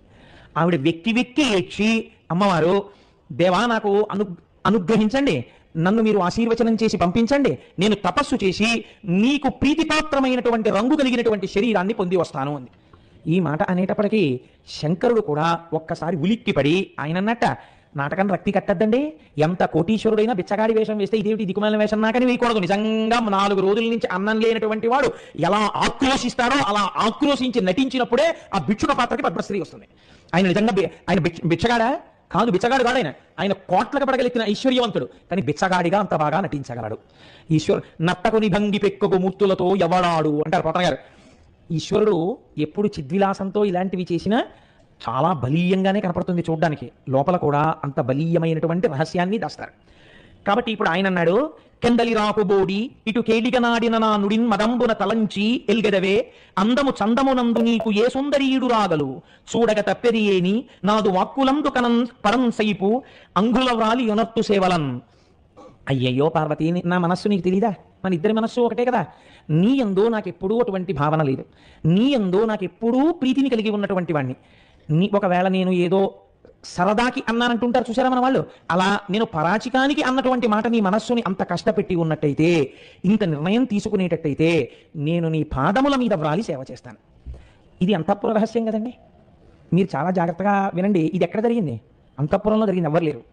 ఆవిడ పాన్పు మించి దూకింది అంటే వారిద్దరూ ఏకశయ్యాగతులై ఉన్నారు. అంతఃపురంలో ఎక్కడో జరిగినటువంటి విషయం, ఎవ్వరికీ తెలియనటువంటి విషయం. ఈ విషయం లోకానికి అంతటికీ తెలుస్తోంది. ఎందుకు తెలియాలి ఇప్పుడు ఇది? మృషాకృత్వా గోత్రస్కలన మదవై లక్ష్య సమితం లలాటే అని శంకరాచార్యులు వారి సౌందర్యలో శ్లోకం చేశారు. లోపల దాచిపెట్టిన యోగ రహస్యం వేరనుకోండి, గోత్రస్కలనం చేశాడని పూచెండు లాంటి పాదంతో అమ్మవారు పరమశివుని యొక్క లలాటం మీద ఒక తను దన్నింది అన్నారు. అంతఃపుర రహస్యం శంకరాచార్యులు వారి సౌందర్యలో చెప్పినట్టు వ్యాస మహర్షి ఇక్కడ చెప్పేస్తున్నారు. కాబట్టి నీ అంగుళ వ్రాలి యొనర్తు సేవలం, నీ పాదముల మీద పడి నేను సేవ చేస్తాను, నువ్వు ఇంత తొందర నిర్ణయాన్ని తీసుకోకు, అలాంటి పని చెయ్యకు అంటే ఆవిడండి, లేదు లేదు, నేను మీ మనస్సుని చూరగొనలేకపోయినప్పుడు నేను అలా ఉండడాన్ని ఇంకా ఇష్టపడను. మీరు అనేసారు పైకా మాట, కాబట్టి ఇంకా ఆ శరీరంతో నేను ఉండను. మీరు బాగా ఒక్కటి గుర్తుపెట్టుకోండి, అమ్మవారి యొక్క మహాపాతివ్రత్యాన్ని సూచిస్తుంది. ఇది చిట్ట చివరికి ఎవరికి ప్రయోజనం అవుతుందో మీరు చూద్దరు. కానీ ఆవిడ ఒకసారి సతీదేవిగా వచ్చింది. సతీదేవిగా వచ్చి పుట్టింటికి వెళ్ళింది. దక్షుడు ఆవిడనేమనలేదు, ఆవిడ యొక్క భర్త అన్నాడు శంకరుణ్ణి. ఆవిడ దేహత్యాగం చేసేసింది. శంకరుడి నింద విన్నాను కనుక నేను ఈ శరీరంతో ఉండను అని శరీరం వదిలిపెట్టింది. మళ్ళీ ఆవిడ హిమవంతుడికి కుమార్తెగా పుట్టి గొప్ప తపస్సు చేసింది. తపస్సు చేసి పార్వతి అయి పర్వతరాజ పుత్రి అయి పరమశివుడికి ఇల్లాలైంది. ఆవిడ ఎప్పుడు గెలుచుకున్నా అంత తేలిగ్గా పొందిన స్థానం కాదు, ఎంత తప్పించి పొందిందో. అయితే ఒకటి, ఆవిడ ఎంత తప్పించిందో శంకరుడు కూడా అంత తప్పించాడు ఆవిడ కోసం. తత్వం తెలిసిన వారు అలా మాట్లాడారు తప్ప తేలిక భావాలతో మాట్లాడలేదు. కళాభ్యాం చూడాలంకృత శశికళాభ్యాం నిజ తపత్ఫలాభ్యాం అన్నారు శంకరాచార్యుల వారు. ఒకరి తపస్సులకు ఒకరు ఫలమై ఉన్నారు అన్నారు తప్ప ఈవిడ తపస్సు చేసి ఆయన పొందింది ఆయన గొప్ప అనలేదు, ఆయన తపస్సు చేస్తే ఈవిడ దొరికింది ఈవిడ గొప్ప అనలేదు. ఇద్దరు ఒకరి తపస్సులకు ఒకరు ఫలము అన్నారు. తగునీ చక్రి విదర్భరాజుతకు తజ్జంబు వైదర్భ్యం తగునీ చక్రికి ఇంత మంచి తగునే దంపత్యమి ఇద్దరిని తగులం గట్టిన బ్రహ్మ నిర్పరిగదా దర్పాహతారాతి అయి. బ్రహ్మము శక్తి రెండింటి గురించి మాట్లాడినప్పుడు అలా మాట్లాడారు పెద్దలైన వాళ్ళందరూ కూడా. కాబట్టి చూడండి, ఇప్పుడు ఆవిడ మళ్ళీ ఇంకొకసారి తపస్సుకి బయలుదేరింది.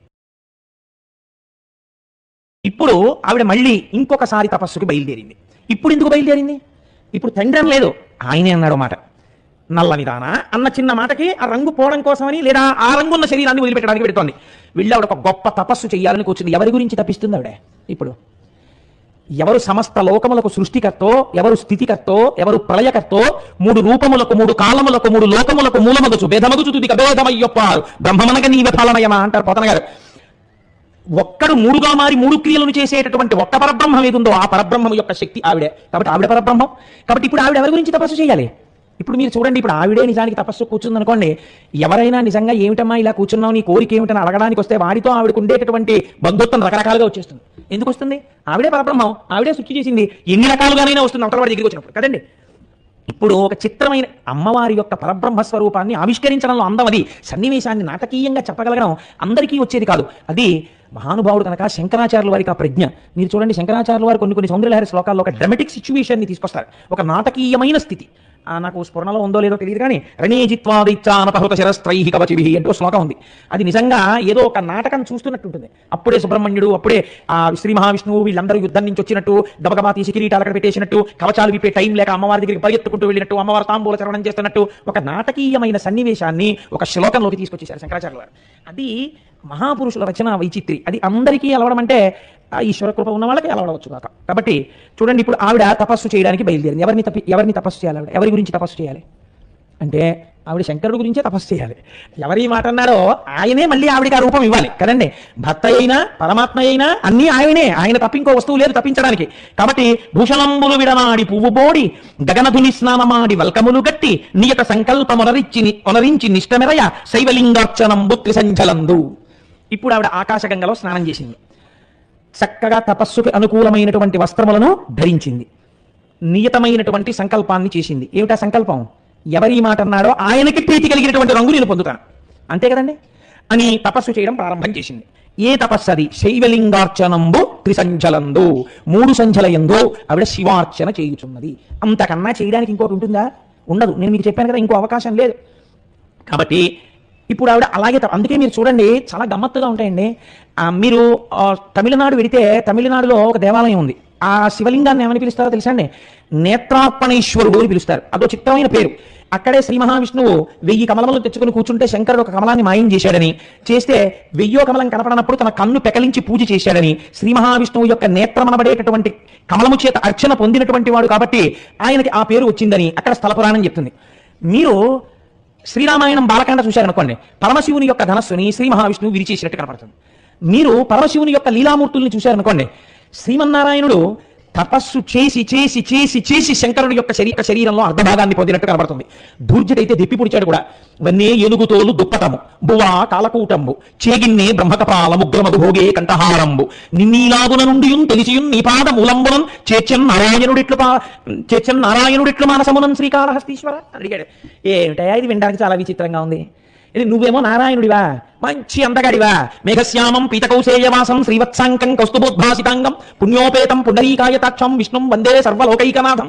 ఇంత అందగాడివి నువ్వేమో ఆయన శరీరంలో సగభాగం కోరి తపస్సు చేశావా? ఏముందని తపస్సు చేశావా? నీకన్నా అందం అక్కడ ఏముంది శివుడి దగ్గర? వన్నే ఏనుగుతోడు దుప్పటము, ఓ ఏనుగుతోడు కట్టు కూర్చుంటాడు. బువా కాలకూటంబు, పోని చేతిలో తింటున్నది చూద్దామా, హలాహలం తింటుంటాడు. చేగిన్నే బ్రహ్మకపాలము, చేతిలో పట్టుకున్నది చూస్తే బ్రహ్మకపాలము, ఉగ్రమగు భూయే కంఠహారంబు, చాలా ఇలా విషాన్ని చిమ్ముతూ బుసలు కొడుతున్నటువంటి పాము ఆయన కంఠంలో హారంగా ఉంటుంది. భోగే కంఠహారంబు నిన్నీలాగున నుండి తెలిసియున్, నువ్వు ఇలా ఉంటావని తెలుసు. తెలియని వాడు ఏం కాదు, శంకరుడు అంటే చాలా అందంగా ఉంటాడు అనుకున్నాడు, చూడండి ఇలా ఉన్నాడు అనుకోవడానికి శ్రీ మహావిష్ణువుకి తెలియదేంటి? నిన్నీలాగున నుండి తెలిసియున్ నీ పాద మూలంబులం చేర్చన్ నారాయణుడు ఎట్లు మానసమునం శ్రీకాళహస్తీశ్వర. ఎలా తన మనస్సు నీ పాదాల దగ్గర పెట్టగలిగాడా ఇంత అందగాడు అంటే? అసలు శంకరుడు అందం ఏమిటో శివమహాపురాణం చెప్పింది. పార్వతీ కళ్యాణంలో ఘృతరీతి గనుభూతం సచిదానంద విగ్రహం అంది. పోత పోసిన నెయ్యి ఎలా ఉంటుందో అంత అందంగా ఉంటాడు. కాబట్టి ఉన్న ఆ పదార్థంతో మీరు చెప్పాలి. ఎన్ని మాటలు చెప్పినా దాన్ని అటు మార్చాలి, దీన్ని ఇటు మార్చాలి, మీకు కొత్త ప్రయోజనం తీసుకొస్తూ ఉండాలి, మీకు కొత్త విషయాన్ని చెప్తుండాలి, మిమ్మల్ని ఉపాసనలో పైకి తీసుకొస్తూ ఉండాలి. అంతే కదండి. అంతకన్నా ఎక్కడ ఉంటుంది? నాకు విశాఖపట్నంలో నేను ఉండే రోజుల్లో ఒక వృద్ధ దంపతులు ఉండేవారు ఇంట్లో. వాళ్ళ పక్క మాటలో నేను అద్దెకుండేవాడిని. ఈయనకి గట్టి పాప ఆయన ఎక్కడో 4 కొట్లలో అకౌంట్స్ రాసేవారు. ఈవిడ చాలా ఖర్చు మనిషి. ఈవిడ ఏం చేసేదంటే ఆ కూరగాయలు కేజీ 2 కేజీలు అలా కొనేసి చక్కగా కూర వండేసి, పోనీ అది ఇంటికి వచ్చిన బంధువులకి పెడితే వేరు, గిన్నెల్లో పట్టుకుని ఒక కాలు బోధకాలు పాపం అయినా సరే ఆవిడ గిన్నెల్లో పట్టుకుని అందరికీ పట్టుకెళ్ళి కూర తినండి ఇచ్చేసేది. ఈ కూరలవాడు ఒక 10 రోజులు అయ్యేటప్పటికి 250 రూపాయలు 300 రూపాయలు అయిపోయేది. ఈయన పాపం 4 కొట్లలో పనిచేసి తెచ్చిన డబ్బులు. కాబట్టి ఆ కూరలవాడు ఏంటమ్మా రేపు ఇస్తానన్నారు, 6 రోజులు అయింది, మళ్ళీ కూరలు ఇమ్మంటారు అంటే ఆ దంపతులు ఇద్దరికి రాత్రి ఒక అవగాహన ఉండేది. ఈయన బయటకు వచ్చి ఆ జంజం ఇలా ఇలా తిప్పుకుంటూ, నీకు ఎన్ని మాటలు చెప్పాను ముసల్దానా, నీకు ఎందుకే అంత కూరలో ఇద్దరు ఉన్నామని, నీ ఇష్టం వచ్చినట్టు కొన్నావు రా, నీ సంగతి చెప్తానని పంచ పైకి పెట్టుకుని దగ్గరికి వెళ్ళి చెయ్యట్టుకునేవాడు. ఆ కూరలవాడు పొద్దున్న నేను కొడతాడు ఏమిటో ఇవ్వండి పెద్దావిడ అని, అయ్యా పోన్లేండి కానీ రేపు తీసుకుంటే నాకు తప్పే ఉందండి, ఏదో ఒక పాపం వండి పంచి పెట్టింది సంపాదించేది మీరు వాళ్ళు చూసావా, నీ వల్ల ఏమన్నాడు నన్ను అనేవాడు. అంటే పోన్లేండి బాబు మిమ్మల్ని కూడా ఏమన్నా రేపు ఎప్పుడు ఏర్పాటు చేయండి డబ్బు అని వెళ్ళిపోయాడు. అది వాళ్ళిద్దరు ముందు రోజు రాత్రి రేపు కూరగాయల వాడు వచ్చినప్పుడు ఇదే, వాడికి తెలియదు ఈ విషయం. తెల్లవారకట పాలవాడు వచ్చినప్పుడు ఇదే. వీటన్నింటికి సాక్షి ఎవడో పక్కలాటాలో ఉన్న నేను. అందుకని నాకు ఒక్కడికే తెలిసి విషయం. రోజు ఇదే హైడ్రామా. ఇద్దరు మార్చి మార్చి మార్చి మార్చి ఇదే సన్నివేశాన్ని ప్రదర్శిస్తారు. ఆఖరికి పాపం ఇద్దరు కలిసి చేసేది ఏమిటో తెలుసా అండి? ఎవరికి రూపాయి ఎగ్గొట్టరు. వాళ్ళకి డబ్బు టైంకి రాదు. 4 కొట్లలో అకౌంట్స్ రాస్తారు. ఆ డబ్బు వచ్చినప్పుడు ఆవిడ చేతికే ఇచ్చి కట్టే ఫోన్లేవే నలుగురికి వండి కూర పెట్టుకుంటున్నావు అలాగే పెట్టుకో అనేవారు ఆయన. నాకు చాలా ఆశ్చర్యంగా ఉండేది. కాబట్టి ఉన్న ఒక్క బ్రహ్మమే ఏం చేయాలి మీకు నేర్పాలంటే ఆ బ్రహ్మమే 4 పాత్రలు వేయాలి కదండి. ఆయనే కథానాయకుడు, ఆయనే మాటలు, ఆయనే దర్శకత్వం, ఆయనే స్టెంట్లు, ఆయనే స్క్రీన్ ప్లే, ఆయనే సంగీతం, ఆయనే నిర్మాత. నష్టం వస్తే భరించేవాడు ఆయనే, లాభం వస్తే ఆయనకి సంబంధం లేదు, డిస్ట్రిబ్యూటర్లు పుచ్చుకున్నారు. అటువంటి సినిమా ఎలా ఉంటుందో అంతే పరబ్రహ్మ విషయంలో కూడా. పాపం ఆయన ఏం చేస్తాడు, ఆయనే రకరకాల ఏకస్వమే బహుధా నవభాషిలోకే నిశంకధీనుకేతన మల్లినాథ శ్రీ భ్రామరి ప్రియ సుఖాశ్రయ లోకనాథ అని ఎలా పడతారు సుప్రభాతం. మీకు అండర్లైన్ కాన్సెప్ట్ లేకపోతే, ఈ సిద్ధాంతం మీ దగ్గర లేకపోతే, కాబట్టి ఉన్నది ఒక్క బ్రహ్మని మీరు ఎప్పుడు మాట్లాడుతుండాలంతే. దానివల్ల మీరు ప్రయోజనాన్ని పొందుతున్నారని ఆలోచించాలి. లేకపోతే పురాణ కథలు హాస్యాస్పదం అయిపోయి కనపడతాయి. అలా నిజంగా దెబ్బలాడుకుంటారండి. శివుడికి నల్ల రంగంటే పెళ్ళం మీద అంత కోపం అండి, ఏమిటండి శంకరుడికే ఉంది ఇంకా నాకుంటే ఏమిటండి అనో వెర్రి సిద్ధాంతం కూడా బయలుదేరుతుంది ప్రపంచంలో. అలా మీరు ఎప్పుడు భావన చేయకూడదు వారి ఎందు. కాబట్టి ఏమైంది అంటే వాళ్ళిద్దరి యొక్క తత్వము ఎన్నడూ ఒక్కటే తప్ప ఇప్పుడు ఆవిడ ఎవరి గురించి చెయ్యాలి, ఆయన గురించే చెయ్యాలి. కాబట్టి శైవలింగార్చనంబు త్రిసంధ్యలందు ఆవిడ చేస్తోంది. ఇప్పుడు ఆయనకి కావలసినటువంటి రంగుని ఆవిడికి ఇచ్చే ప్రయత్నం చేయాలి కదండి. ఇప్పుడు ఇలా జరుగుతుంటే ఇంకో చిత్రమైన సన్నివేశం కూడా జరిగింది. లోకానికి భక్తులకి ఎన్ని విషయాలు నేర్పాలి, ఇద్దరు కలిసి ఏమీ తెలియనట్టు ఉండాలి, నేర్పాలి. అక్కడికి ఒక పెద్ద పులి ఒకటి వచ్చింది. ఆ పెద్ద పులి వచ్చినప్పుడు దాని ఉద్దేశ్యం ఏమిటి, అమ్మవారిని ఒక ఆహారంగా తినేద్దామని వచ్చింది. అది ఆవిడ సాకారముగా అక్కడ ఒక స్త్రీ రూపంలో ఉంది. కాబట్టి ఏ రూపంలో ఉండనివ్వండి పరమాత్మ యొక్క శక్తి పరమాత్మ యొక్క శక్తియే. లేకపోతే అమ్మా మన్ను తినంగరే శిశువునో యాకొంటినో విర్రినో నమ్మం చూడక వీరి మాటలు మతిన్న నీవు కొట్టంగ దారి మార్గమ్ము ఘటించి చెప్పెదరు కాదాని మదీయస్య గంధం అఘ్రాణము చేసిన వచనములు తప్పైన దండింపవే. అంటే నోరు తెలిసి ఆలలి తంగి కనుంగుని బాలుడి ముఖమందు తలది పర్వత వనసికి తరల శశి దిక్పాలాదికారండం పైన బ్రహ్మాండంబునన్. చిన్ని కృష్ణుడు నోట్లో ఇంజలా కనపడతాయి. ఇవి రీజనింగ్ దొరుకుతాయి అనుకుంటున్నారా మీరు? బ్రహ్మము ఏ రూపంలో ఉన్న బ్రహ్మము బ్రహ్మముగానే ఉంటుందంటే దాని ఎందు అవికారై దాని ఎందే మార్పు ఉండదని చెప్పగలదు, చూపించగలదు. నమో నీధిష్టాయ ప్రియతపదవిష్టాయ చ నమో నమచ్చోదిష్టాయ స్మరహరమహిష్టాయ చ నమో నమో వశిష్టాయ త్రినయన అవిష్టాయ చ నమో నమ సర్వస్మైతే పెరిగితే శర్వాయ నమః అన్నారు పుష్పతంత్ర మహిళా స్తోత్రంలో. దూరంగా ఉన్న నువ్వే, దగ్గరగా ఉన్నా నువ్వే, నిత్యయవనుడిగా ఉన్న నువ్వే, వృద్ధుడిగా కనపడినా నువ్వే, పూర్వజాయిన నువ్వే, ఇప్పటికీ నల్లటి దుతుతో ధుమోతుద్ధంతన్నస్తులిత దళితేంది వరవనం అన్నట్టుగా ఉన్న నువ్వే. కాబట్టమ్మా నీ యందు అన్ని ఒకరి ఎందు పొసగుతాయి. ఎందుకు పొసగుతాయి? మీకు కాలము ఆభరణమైనది తప్ప మీరు కాలమునకు లొంగువారు కారు. అటువంటి స్వరూపము పరమాత్మది కనుక ఇప్పుడు అమ్మవారు తపస్సు చేస్తున్నా ముందు పులి చూసినప్పుడు ఒక స్త్రీ అనుకుని ఉండొచ్చు. కానీ తెలిసి చూసినా తెలియక చూసినా అమ్మవారి వంక ఆ పులి చేసిన పని ఏమి అలా చూసింది. చూసేటప్పటికీ దాని సమస్తమైనటువంటి వ్యాఘ్ర సంబంధమైనటువంటి ప్రకృతులు ఆనవ కార్మిక మాయిక మలము ఆ శరీరమునందు ఉన్నదంతా కూడా హరించుకుపోయింది. అంటే ఈ శరీరము ఏర్పడడానికి ఏ పంచభూతములతో ఏర్పడిందో ఆ పంచభూతములు వాటి యొక్క మలము పోయింది, మాయ పోయింది. అమ్మవారే కదండి, తెర ఎత్తినావిడే, తెర వేసినావిడే. కాబట్టి ఆవిడ వంక అదే దృష్టితో చూస్తే మాయ తొలగినది. కార్మిక చేసుకున్న కర్మల యొక్క ఫలితంగా ఇంత ఉగ్రమైనటువంటి దుష్ట స్వభావం కలిగి సాధారణంగా ఆవుల్ని చంపేటటువంటి లక్షణం ఉన్నటువంటి దుష్టమైన జంతువు అనబడేటటువంటి ఉపాధి అందున్నటువంటి ఆ జీవుడు సంస్కరింపబడి సాత్విక ప్రకృతిని పొందినాడు. ఇది దేని వలన లభించినది? ఆవిడ తపస్సు చేస్తున్నట్టుంది, ఆవిడే ఓ కోరికతో ఉన్నట్టుంది. కానీ తిందామన్న కోరికతో వచ్చి నిలబడిన వస్తువుకి కూడా 3 రకములైన మలములు ఎగిరిపోయాయి ఆవిడ్ని చూస్తే. అందుకే వ్యాసుడు అంటాడు, నువ్వేం చెయ్యాలి ఉపాసన? నకధీదితి సంచన్నన మజ్జన తమోగుణ. అమ్మవారి పాదమునకు ఉన్నటువంటి బొటనవేలి గోటి నుంచి వస్తున్న కాంతిని చూడరా, నీ పాపాలు ఎగిరిపోయాయి అన్నదంతే. శూరులు తొల్లియే విభిని శోభిత పాదనక ప్రభావళించేరి భవంధకారముల చేరకవందురు అట్టి దేవుని వైరముతోడనైన నన్ను పంపి శుభంబు చేసే నిష్కారణమైన ప్రేమ ఇది కంసుని పోరు సఖుండు కలుగుని అన్నాడు అక్రూరుడు భాగవతంలో. చాలు చాలు నన్ను పంపించాడు మహానుభావుడు. శూరులు తొల్లియే విభిని శోభిత పాదనక ప్రభావళించేరి భవాంధకారముల చందకవందురు అట్టి దేవుని అన్నాడు. ఏ పరమేశ్వరుడు యొక్క కాలి గోటి కాంతిని దర్శనం చేసినంత మాత్రము చేత మళ్ళీ సంసారం అనేటటువంటి రొంపిలో పడవలసినటువంటి అవసరం లేనటువంటి స్వరూపం ఉన్నవాడో అటువంటి వాడిని దర్శించడానికి ప్రయత్నపూర్వకంగా నన్ను కంసుడు పంపాడు. ఇంత పుణ్యం నాకు ఇస్తున్నాడు కృష్ణ దర్శనం, కంసుడు ఇలాంటి స్నేహితుడు ఎక్కడ ఉంటాడా అన్నాడు. కాబట్టి దర్శనము దర్శనమే. మీరు తెలిసి చెయ్యండి, తెలియక చెయ్యండి, దాని ఫలితం అది ఇచ్చేస్తుంది. అగ్నిహోత్రం అని తెలియక ముట్టుకున్నానండి అంటే కాలుస్తుంది, దాని ధర్మం.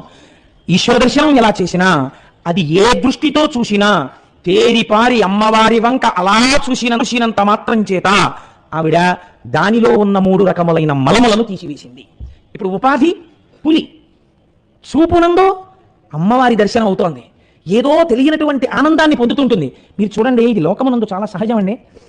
ఒక మహాత్ముడు వస్తున్నాడు అనుకోండి, ఒక మహాపురుషుడైనటువంటి వాడు అలా వెళ్ళిపోతున్నాడు అనుకోండి, ఆయన ఎందు బాహ్య సౌందర్యం మీకు ఏమి వెతికినా కనపడకపోవచ్చు హేతువుకి.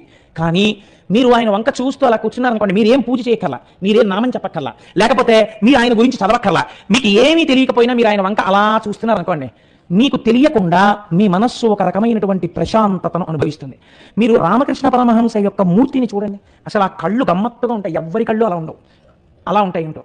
ఆయన వంక మీరు ఏమీ చేయగలరు, అలా తేరిపారి చూస్తూ కూర్చోండి రామకృష్ణ పరమహంస ఫోటో మీ దగ్గర. మీకు తెలియకుండానే భావముల యొక్క అలజడి తగ్గి ప్రశాంతతని పొందుతారు. చంద్రశేఖర పరమాచార్య స్వామి వారు ఇలా నడుచుకుంటూ వెళ్ళిపోతున్నారు అనుకోండి, మీరు మామూలుగా ఇలా నిలబడగలరా? మీరు పరమాచార్య స్వామి అంటే ఏమిటో మీకు తెలియదు. ఆయన చేతిలో కర్ర పట్టుకుని ఉరప్పంజరం అంతా పైకొచ్చేసి ఇంతంత విభూతి పిండికట్లు కొట్టేసుకుని ఇంత పెద్ద కుంకంబొట్టు పెట్టుకుని ఒడిలిపోయినటువంటి శరీరంతో ఎడం చేతిలో కమండలం పట్టుకుని ఆ సత్యదండాన్ని ఇలా పట్టుకుని ఆయన కాషాయ వస్త్రం కట్టుకుని, అది ఇవాళ పొద్దున్న స్నానం చేసిన తర్వాత తడిపి ఆరేసినటువంటి కాషాయ వస్త్రం, అదేమీ పెద్ద పట్టుబట్ట కాదు, లేకపోతే చూడడానికి చాలా అందంగా వైభవపేతంగా ఏమి ఉండదు, అది సామాన్యమైన నూలు బట్ట. అటువంటి కాషాయ బట్ట కట్టుకుని ఆయన నడిచి వెళ్ళిపోతున్నారు.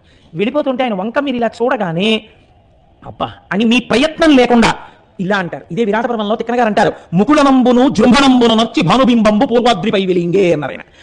సూర్యబింబానికి ఉన్న శక్తి తెలియకుండానే హృదయం ఇలా విచ్చుకుంటుంది. సూర్యోదయం అయితే చేతులు ఇలా ముడుచుకుంటాయి. ఎందుకని ఆరోగ్యం భాస్కరాది చేత్, ఈ కంటి చేత చూడబడేటటువంటి పరమాత్మ.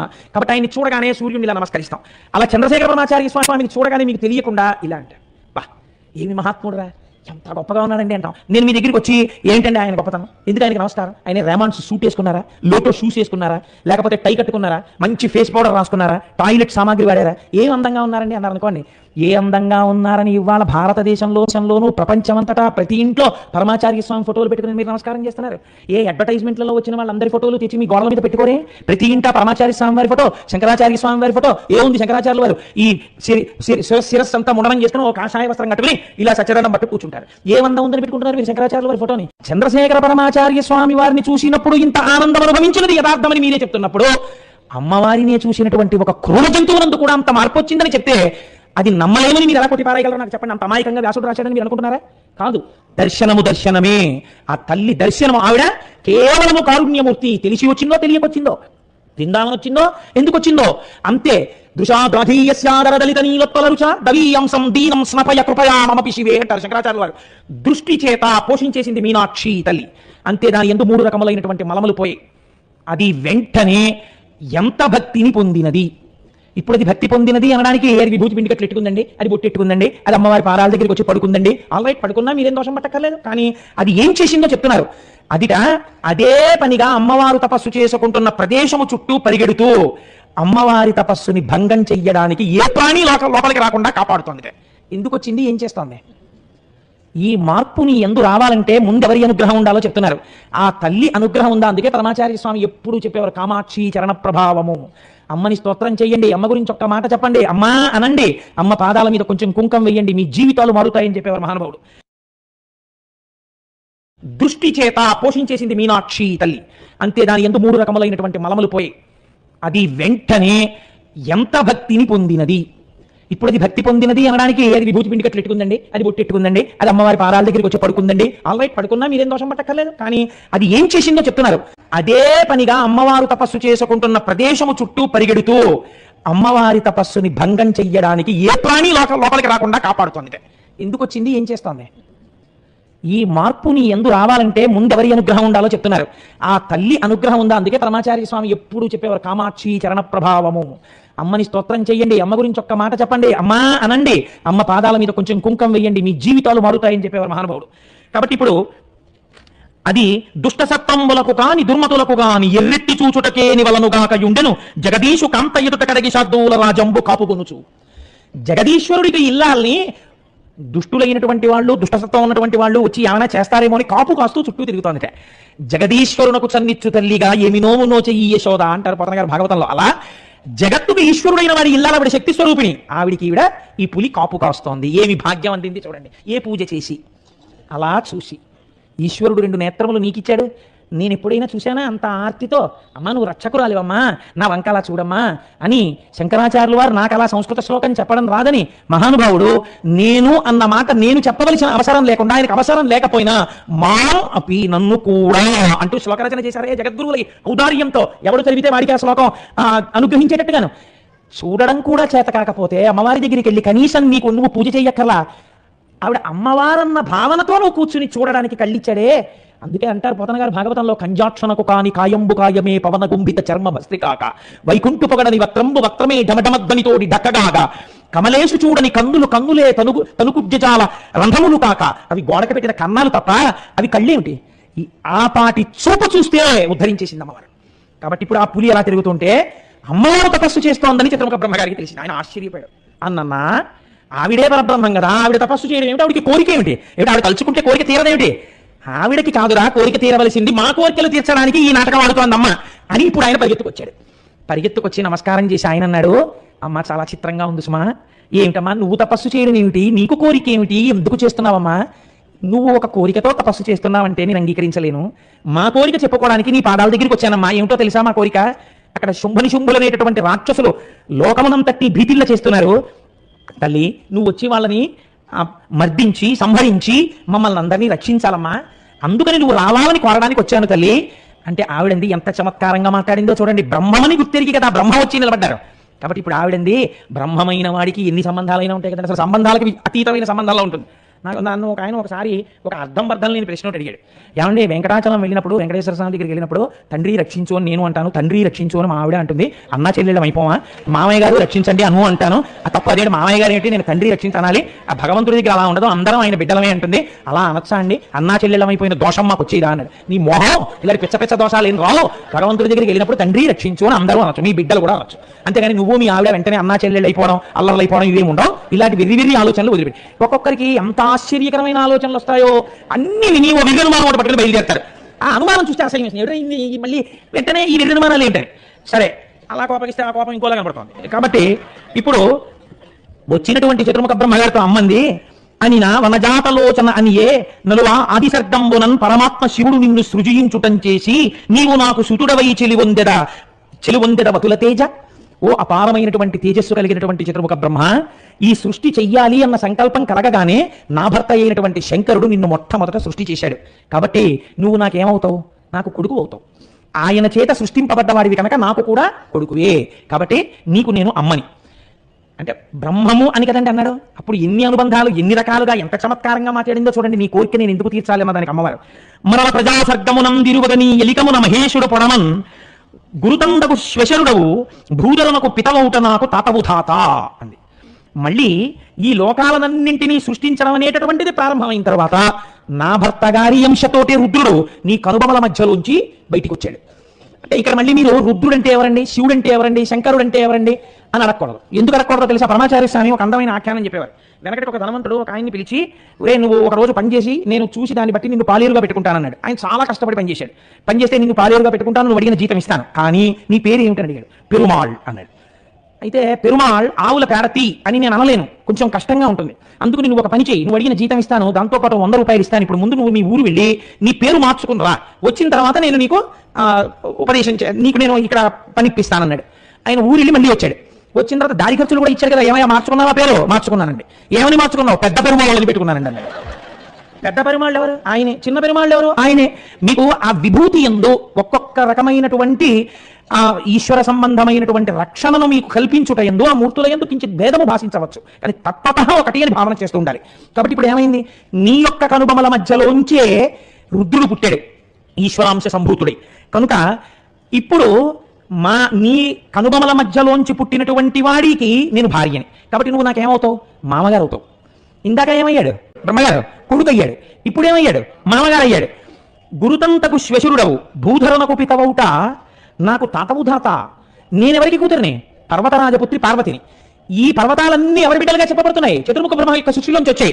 కాబట్టి మా నాన్నగారికి నువ్వు నాన్నగారివి. కాబట్టి ధాత నువ్వు నాకు తాత, నువ్వు నాకు తాతవి. కాబట్టి నువ్వు నాకు తాతవి, నువ్వు నాకు కొడుకువి, నువ్వు నాకు మామగారివి. అసలు శంకరాచార్యులు అయితే ఇంకా చిత్రగారి మృణాళీ మృద్వీనాం తమ భుజలతానాం చతస్రుణాం అన్నారు. ఈయన పద్మాల్లో కూర్చుంటాడు, ఆవిడ చేతులు పద్మాల్లో ఉంటాయి. ఈ సంబంధంతో 4 చేతులతో 4 తలకాయలు కాపాడింది. మళ్ళీ వచ్చిన కేభ్యస్ సంత్రసన్, మళ్ళీ 5వ తలకాయ గిల్లేకుండా అన్నారు. కాబట్టి ఎవరి దృష్టికోణంలో వాళ్ళు అనుభవించి ఆనందించారు. ఈ మాటలు చెప్పి అమ్మవారిని ఆ శుంభుల యొక్క సంహారం కోసమని ఒక రూపాన్ని ఇమ్మని చతుర్ముఖ బ్రహ్మగారు అడిగారు. ఆ తల్లే కదండి అజాయమానో బహుధా విజాయితే, ఒక రూపాన్ని స్వీకరించాలి. ఇప్పుడు ఆవిడందిట అని అజుడు అభ్యర్థింప దుహినగిరి సుత చర్మకోశమెలమి విడి రయంబున కనక కేతకీ సుమ కన దుత్తమ గౌరీ అయి నికాయంబలరెన్. ఆవిడ బంగారు రంగులో ఉండేటటువంటి ఆ కేతకీ పుష్పం అంటామే, దాన్ని తెలుగులో ఏమంటారన్నది నేను వెంటనే మర్చిపోయాను. ఆ మొగలి పువ్వు, ఆ బంగారు రంగులో ఉండేటటువంటి మొగలి పువ్వు ఎలా ఉంటుందో అటువంటి రంగుతో, తెలుపు పసుపు ఎరుపులతో కూడినటువంటి రంగులోకి అమ్మవారు మారిపోయింది. ఇప్పుడు అపారమైనటువంటి కాంతి, గౌరవర్ణమును పొందింది కాబట్టి గౌరీ అని పిలిచారు. కీర్తన చేయబడుతుంది కాబట్టి గౌరీ అని పిలిచారు. ఆమెనే అందరూ పొందవలసి ఉంటుంది కాబట్టి జగజ్జనని కనుక ఆవిడ అనుగ్రహంతో ఈశ్వరుడు యందు చేరవలసి ఉంటుంది కాబట్టి ఆవిడ్ని గౌరీ అని పిలిచారు.